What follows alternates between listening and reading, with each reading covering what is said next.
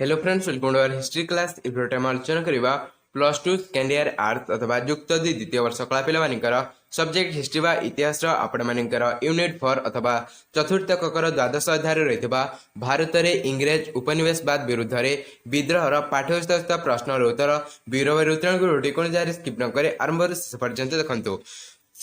आदर्श प्रश्नावली कई भाग प्रत्येक प्रश्नर मूल्य होची 1 नंबर लेखाएं। प्रश्न नंबर 1 रे रछि प्रत्येक प्रश्न पाई थिबा 4 गोटी संभावित उत्तर मध्यरु ठीक उत्तरटे बाछि लेख। प्रश्न नंबर करे रछि 19 शताब्दी रे केउ देशर सबठारो अधिक उपनिवेश रहितला। ऑप्शन कहछि इंग्लैंड, फ्रांस, भारत, रूस। उत्तर होछि इंग्लैंड। प्रश्न नंबर खरे रछि 19 शताब्दी रे सबठारो बड़ उपनिवेश मध्यरे निम्नलिखित केउ देश रहितला। ऑप्शन कहछि भारत, युक्तराष्ट्र अमेरिका, रूस, इंग्लैंड।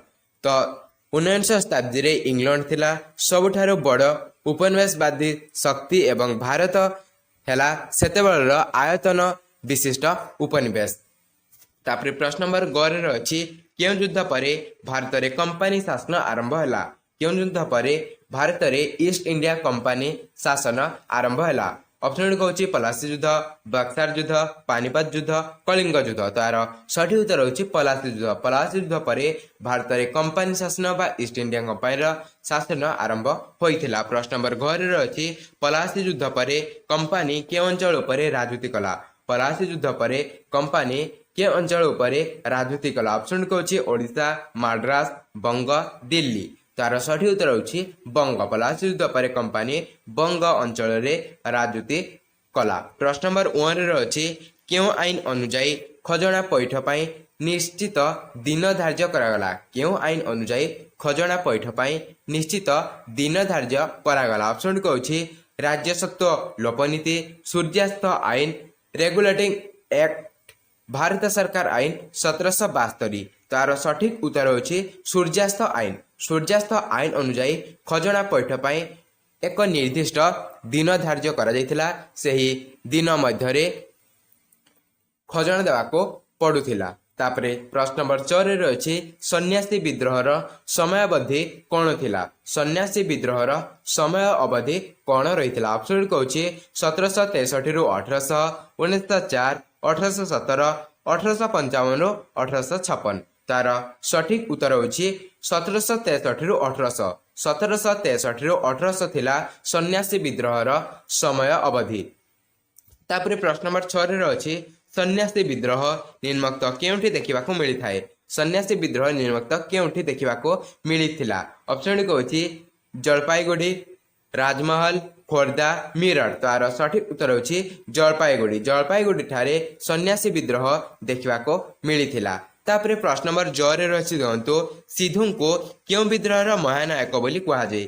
सिद्धू को केउ विद्रोहर महानायक बोली कुहा जाय। ऑप्शन कहछि खोर्धा विद्रोह, सन्यासी विद्रोह, सांताल विद्रोह, 1857 रो महासंग्राम।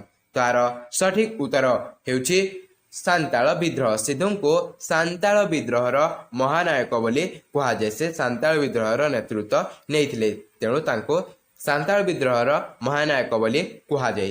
तापरे प्रश्न नंबर 6 रे अछि दंतो बख्ती जगबंधु केउ विद्रोहर नेतृत्व नेइथिले। बख्ती जगबंधु केउ विद्रोहर नेतृत्व नेइथिले। ऑप्शन कहछि सन्यासी विद्रोह, सांताल विद्रोह, खोर्धा विद्रोह, नील विद्रोह। तार सठी उत्तर होछि खोर्धा विद्रोह। बख्ती जगबंधु खोर्धा विद्रोहर नेतृत्व नेइथिले। प्रश्न नंबर 9 रे अछि दंतो जयराज गुरु केबे विद्रोह करथिले। जयराज गुरु केबे विद्रोह करथिले। ऑप्शन कहछि 1804, 1817, 1827, 1855। तार सठिक उत्तर होछि 1804। 1804 रे जयराज गुरु विद्रोह करथिले। तो आथिला आपण मानकर प्रश्न नंबर 1 रो समस्त प्रश्नर उत्तर। तापरे अछि खय भाग। एथरे अछि प्रश्न नंबर 2 बा 3टी वाक्य रे उत्तर लेख। प्रत्येक प्रश्नर मूल्य होछि 2 नंबर बा 2 मार्क लेखाई। तो प्रश्न नंबर क रे अछि दंतु उपनिवेशवाद काकू कहा जाय।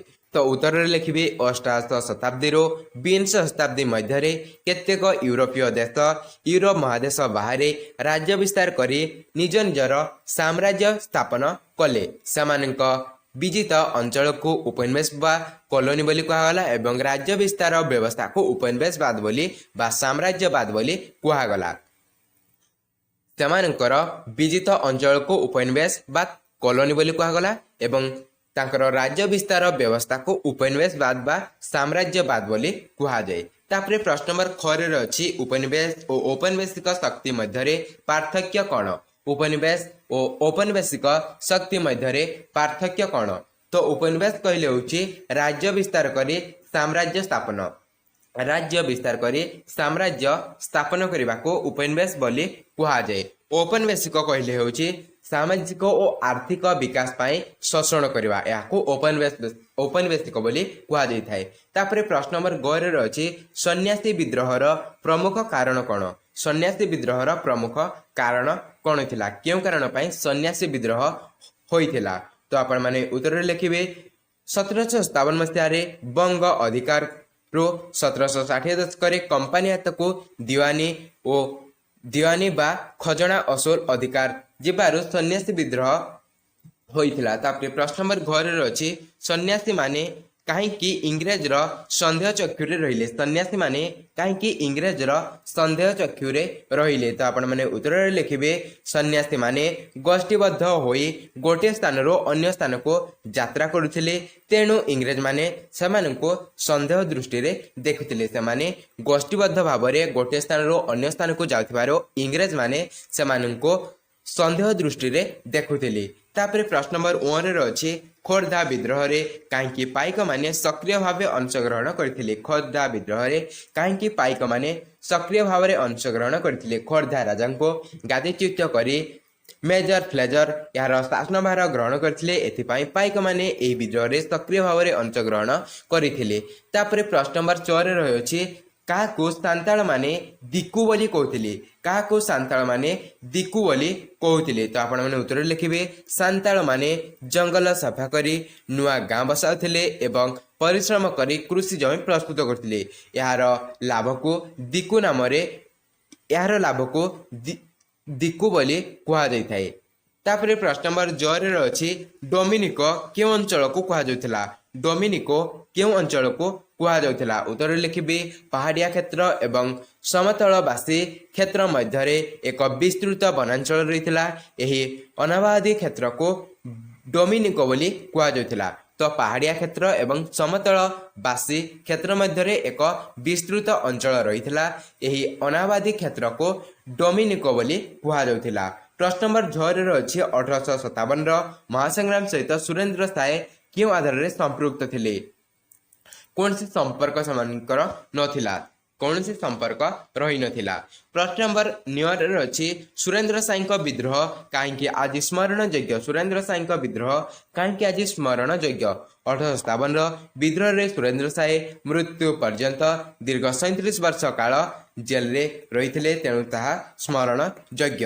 ତାପରେ ପ୍ରଶ୍ନ ନମ୍ବର 3 ଅଛି ପ୍ରତି ପ୍ରଶ୍ନର ଉତ୍ତର 5 ବା 6ଟି ବାକ୍ୟରେ ଲେଖ। ପ୍ରତ୍ୟେକ ପ୍ରଶ୍ନର ମୂଲ୍ୟ ହେଉଛି 3 ନମ୍ବର ଲେଖାଏଁ। ପ୍ରଶ୍ନ ନମ୍ବର 1 ଅଛି ସନ୍ନ୍ୟାସୀ ଓ ଫକୀରମାନଙ୍କୁ କାହିଁକି କମ୍ପାନୀ ସରକାର ସନ୍ଦେହ ଦୃଷ୍ଟିରେ ଦେଖୁଥିଲେ? ସନ୍ନ୍ୟାସୀ ଓ ଫକୀରମାନଙ୍କୁ କାହିଁକି କମ୍ପାନୀ ସରକାର ସନ୍ଦେହ ଦୃଷ୍ଟିରେ ଦେଖୁଥିଲେ?